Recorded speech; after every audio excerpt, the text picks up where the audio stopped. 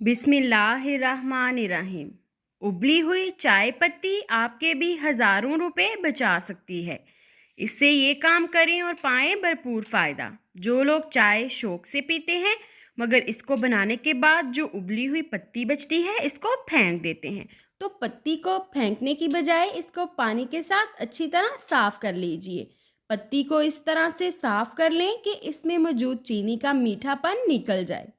फिर आप इस चाय पत्ती को मुख्तलिफ कामों के लिए इस्तेमाल कर सकते हैं। उबली हुई चाय पत्ती के फ़वाइद के बारे में हर किसी को नहीं पता। आज हम इसके फ़वाइद आपको बताएंगे, जो कि फ़ायदे।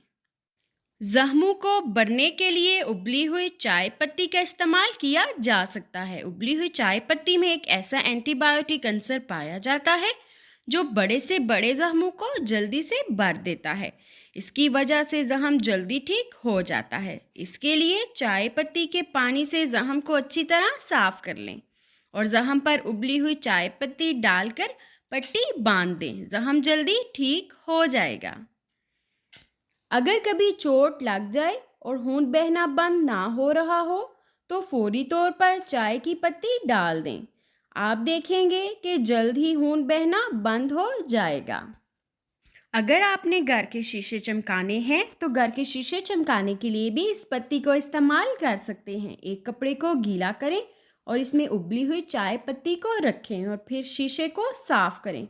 इसके बाद सादे पानी से साफ कर लें। शीशे बिल्कुल चमकदार हो जाएंगे।